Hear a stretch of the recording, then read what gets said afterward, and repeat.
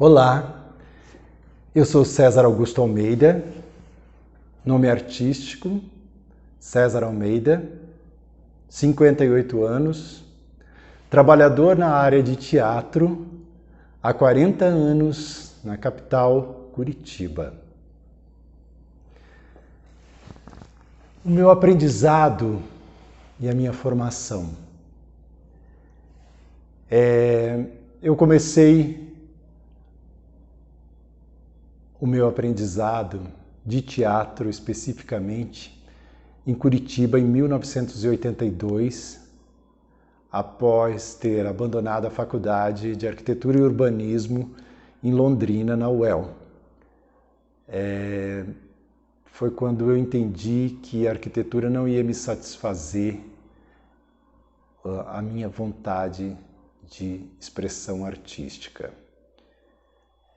Eu tive a sorte de frequentar o CPT porque era um curso muito interessante, com profissionais de altíssima qualidade e com uma qualidade muito interessante de uma pedagogia muito voltada à prática, entendeu? Isso foi muito interessante.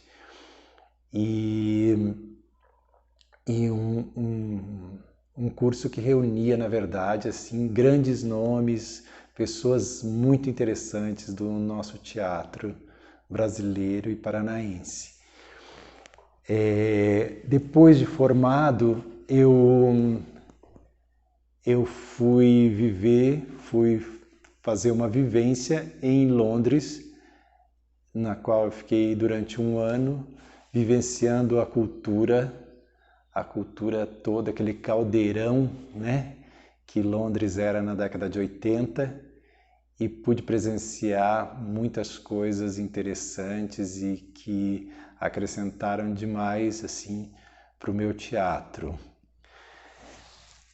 Sobre as referências, bom, aí voltei ao Brasil e fundei finalmente a Rainha de Duas Cabeças, que é meu grupo, onde eu atuo, dirijo, escrevo, faço sonoplastia, faço de tudo dentro do meu grupo. As minhas referências e inspirações, no começo, elas eram de criadores que trabalhavam nessa linguagem não verbal. Eu tinha muita inspiração de Pina Bausch, eu tinha muita inspiração de Michael Clarke, Derek Jarman, que eram ícones da década de 80, não necessariamente do teatro, entendeu? Mas que, de alguma forma, estavam, né, criando essa cultura contemporânea do momento. E tudo isso ligado a uma temática LGBTQIA+, que sempre foi a minha busca, que sempre foi a minha tentativa de desconstruir essa linguagem heteronormativa que sempre guiou as nossas artes e que sempre guiou as nossas instituições brasileiras e que sempre foram, assim, os causadores de muita dor e muito sofrimento para as pessoas que não estão inseridas na heteronormatividade, né? Então, desde o meu primeiro espetáculo, agora sobre as obras, né, sobre as obras dos projetos de minha autoria. Desde o meu primeiro espetáculo, que se chamava Aceitam-se Encomendas de Vestidos de Noiva, já era um espetáculo de temática gay. Na época era isso que tínhamos, a nomenclatura que tínhamos era gay. Não existia LGBTQIA+, ainda. E da maneira que eu senti sabe, a catarse que eu conseguia provocar com esse espetáculo nas audiências onde a gente apresentava, foi que me deu a certeza exata de que era por aí que eu tinha que traçar minha carreira. Foi uma coisa intuitiva, mas que eu consegui sentir assim bem cedo essa necessidade que nós tínhamos de criar essa cultura, né? Essa diversidade dentro dessa cultura tão machista e tão heteronormativa que nós tínhamos no nosso país. E continuamos tendo, né? Porque quando a gente acha que a gente terminou o trabalho, não. Parece que essa força reacionária, ela quer novamente nos empurrar para dentro do armário. Então, eu acho que foi assim um momento de tomada de consciência onde eu senti que a minha carreira tinha que ser por esse viés, entendeu? Então eu sempre privilegiei a temática, sempre privilegiei os atores, eu sempre privilegiei dar trabalho, da empregabilidade, da respeito, da empoderamento às pessoas que estavam fora da heteronormatividade. Então, durante a década de 80, a década de 90, entendeu? A década de 2000, eu criei muitos espetáculos. Já são mais de 60 espetáculos dirigidos e escritos por mim. E esses espetáculos, essa dramaturgia, eu consegui finalmente, né? Finalmente não, ao longo desse tempo, publicar em 4 volumes. O primeiro volume do Teatro da Rainha de Duas Cabeças, o segundo volume do Teatro da Rainha de Duas Cabeças, o terceiro volume do Teatro da Rainha de Duas Cabeças e o 4º volume. Esse foi o último, publicado meses antes da pandemia. Eu considero que essas publicações minhas são uma maneira de conseguir dar uma vida mais longa ao meu teatro, porque considerando a efemeridade de um espetáculo, é muito difícil você transpor isso para a imagem de vídeo ou para alguma maneira de você documentar isso e que passe ao espectador a sensação do espetáculo ao vivo. Então eu pensei em preservar pelo menos a minha dramaturgia, a literatura, que isso pode ter uma vida, né, mais longa. Então eu considero esse projeto, que lá se vão já, né, 40 anos, estão aqui preservados. Então, para mim, eu tenho um grande orgulho de ter conseguido fazer isso num país onde cultura realmente não é valorizada. Então, a respeito dessas principais experiências e participações em projetos, eu considero que essas publicações são assim uma grande maneira de eu conseguir transformar essa minha arte, essa efemeridade da arte presencial em uma arte longeva. E isso para mim me dá assim uma grande satisfação de pensar isso. E então eu acho que assim, eu participei de todos esses espetáculos e todos esses espetáculos tiveram assim uma grande importância, cada um por si, na minha vida e nesse processo de avanço, de conquistas de espaço, de território na dramaturgia, entende? Eu acho que ao passo que eu estava conseguindo esse espaço dentro desse campo tão difícil também, porque as artes não pensem as pessoas que é um campo livre de preconceitos e livre de ideias medievais, entendeu? Não, é ainda um campo muito tomado pelo heteronormativismo, entendeu? Então, eu acho que assim, eu fui um dos primeiros e talvez seja um dos dos únicos artistas que teve uma carreira, uma trajetória realmente coerente com uma luta de conquista de direitos, entendeu? Eu acho que sempre usei a minha arte nesse sentido. E sem esquecer, obviamente, né, que o teatro é entretenimento, é arte, mas sem deixar que isso esmagasse o meu pensamento, esmagasse a minha individualidade e que me esmagasse de maneira que eu me tornasse um ser humano pior. Não. Eu acho que a arte é uma conquista, é uma arte de libertar-se, de libertação. E foi para isso que eu usei a arte, foi para isso que eu dediquei a minha vida a essa carreira tão difícil, a essa carreira tão complexa, que é fazer artístico nesse país. Né?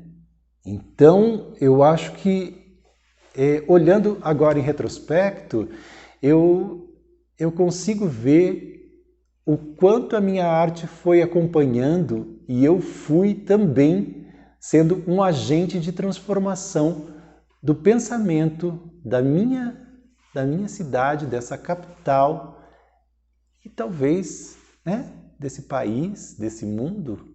Hoje em dia, por que não, né? Com a globalização, com essa questão da internet, né? A gente pode atingir muito mais longe. Vivências da pandemia e mudanças causadas pela pandemia. Eu acho que a pandemia foi o marcador do século XXI. Eu acho que o século XXI começa pós-pandemia. Antes da pandemia, nós tínhamos um tipo de pensamento, um tipo de vida, um tipo de economia, um tipo de arte, um tipo de fazer, um tipo de pensar, de relacionar-se. Até o nosso comportamento era diferente. E agora nós temos que pensar como vai ser isso tudo pós-pandemia. Então, eu acho que nós estamos assim entrando, nós estamos desbravando novamente um novo portal e nós vamos ter que encontrar uma nova forma de comunicar, de nos comunicarmos, né? Eu acho que de trocar afeto, de trocar ideias, de trocar arte, né? Da economia, como vai ficar. Então, eu acho que assim, o primeiro passo foi um choque, né? Foi um grande choque, né? Nós termos fechado tudo, nós termos parado o mundo, foi um grande choque. Foi um grande choque. 4 meses antes de começarmos a pandemia, eu lancei esse volume. Juntamente com ele, eu lancei um vídeo espetáculo chamado César o Vampiro. Era um roteiro de amor e ódio para Curitiba. Era um espetáculo no qual eu abandonava o real e entrava para o virtual. Eu não sei como isso aconteceu para mim 4 meses antes da pandemia ser inaugurada oficialmente. Eu já sentia que o teatro presencial já não bastava mais. Ele já não era mais eficaz. As pessoas já estavam totalmente seduzidas pela internet, elas já estavam cooptadas totalmente pela internet. Eu acho que o teatro como existia já não fazia mais sentido. Era ineficaz.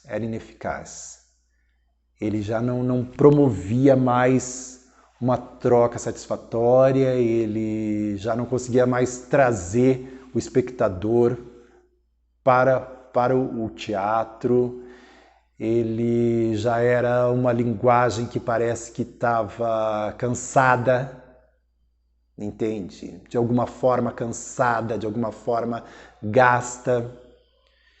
E esse espetáculo, geralmente, quando a gente faz uma obra, a gente ainda não consegue desvendar, a gente não consegue decodificar o porquê dela. E hoje eu vejo já que eu estava fazendo essa transposição, eu já estava mudando a mídia, eu já estava trocando de plataforma sem mesmo saber porquê. Mas é que, na verdade, eu queria atingir as pessoas de uma outra maneira. Que eu acho que é essa maneira que nós estamos fazendo agora, aqui também, que é falar para mais pessoas que não estão presentes nesse local onde está acontecendo a ação, onde o ato teatral está acontecendo. Então, ao mesmo tempo que é uma experiência fria, é uma experiência muito interessante, porque, de repente, esse ato ele pode estar chegando a alguém em algum outro lugar desse planeta que eu jamais sonharia que a minha arte poderia chegar, entende? Sendo que antes era tão restrito ao nosso círculo, a nossa aldeia. Eu acho que a nossa aldeia expandiu. A nossa aldeia hoje é o globo. A nossa aldeia hoje é onde a internet conseguir chegar. Então, de uma maneira, essa pandemia foi horrível e, ao mesmo tempo, se a gente pensar, ela foi linda, ela é maravilhosa, porque ela está transformando a nossa visão de mundo, ela está ampliando de alguma forma o nosso mundo, né? Então,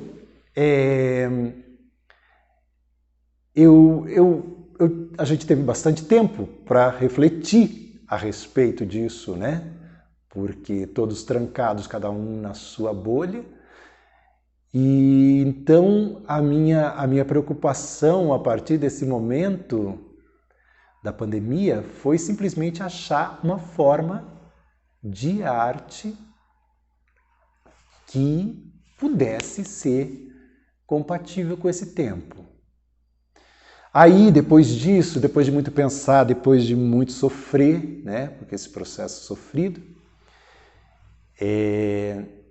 eu fiz o meu menor espetáculo, que não deve dura 1 minuto, mais ou menos, que chama-se Peça Vazia para Público Exigente. Era uma ideia já que eu tinha há algum tempo e que, de repente, eu achei que ela tinha chegado a hora de acontecer. É uma peça vazia, sem público, só que existe um público que vai assistir através do vídeo. É uma relação completamente diferente e que tem que ser pensada. Eu ainda não tenho absolutamente a dimensão que isso pode ter. É uma coisa realmente uma nova experiência. Aí depois disso, eu lancei Pandêmico Espetáculo, que é um espetáculo de 30 minutos, um vídeo espetáculo. com reflexões também sobre esse tempo. Aí já com 1 ano de pandemia, são reflexões a respeito de como a pandemia impactou o meu trabalho e de que forma, de alguma forma, eu estou tentando me relacionar com o espectador do século XXI. Então, para mim, é como se fosse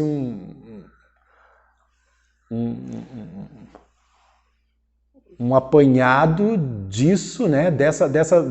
É como estar já do outro lado, já estar no mundo virtual, tendo que fazer essa arte que se relaciona com alguém longe de mim. Então, é muito difícil, é muito complexo e eu ainda estou tentando descobrir o que são essas inter-relações nesse mundo virtual. E estou tentando também descobrir qual é o prazer, né? Descobrir o prazer de fazer e o prazer de receber arte nesses tempos de virtualidade. Depois disso, eu fui convidado a fazer um espetáculo para a Mostra Manifesta, que chama-se Distopia Curitibana. É um espetáculo também virtual, um vídeo espetáculo, foi gravado dentro do teatro, sem espectadores, no qual eu faço uma reflexão também sobre o tempo pandêmico, sobre a distopia que é viver hoje em dia nesse planeta. Porque eu acho que o tempo da utopia ele acabou, né? Nós vivemos uma grande distopia, queiramos ou não. Então esse espetáculo ele reflete um momento de tomada de consciência desse caráter distópico que a existência tomou, né? Desse rumo que a gente vai ter que trilhar de agora em diante. Planos para quando acabar? Planos para quando acabar essa pandemia?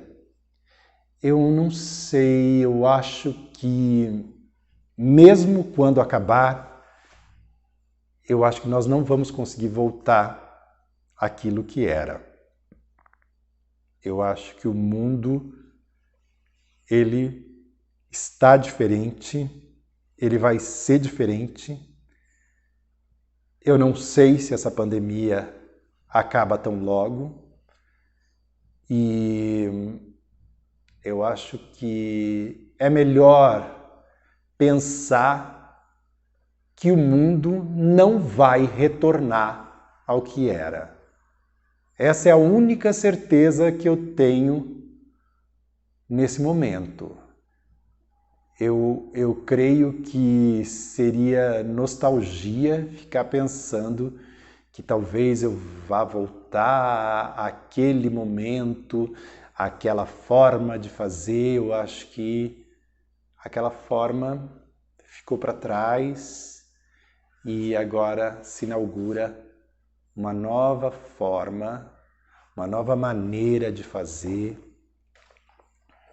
arte, que ela não depende mais do presencial. A gente precisa se conformar que o presencial vai ser algo raro. Apesar de ser necessário ao ser humano, ele vai ser cada vez mais raro. Cada vez ele vai ter uma dificuldade maior de existir. E com essas ferramentas, com essas plataformas novas, eu acho que é melhor a gente aceitar essas plataformas, essas ferramentas e tentar criar uma nova linguagem que traga de alguma maneira, de alguma forma, um certo afeto, uma certa proposição de mundo, um certo questionamento da vida, questionamento da arte. É preciso que a gente encare esse novo mundo que está aí. Vai ser diferente. E eu pretendo me aprimorar nessas novas linguagens. E eu espero que eu consiga, de alguma forma, encontrar prazer em fazer e que quem está me assistindo também consiga o mesmo prazer. Que a gente consiga essa troca que um dia a gente conseguiu na arte presencial.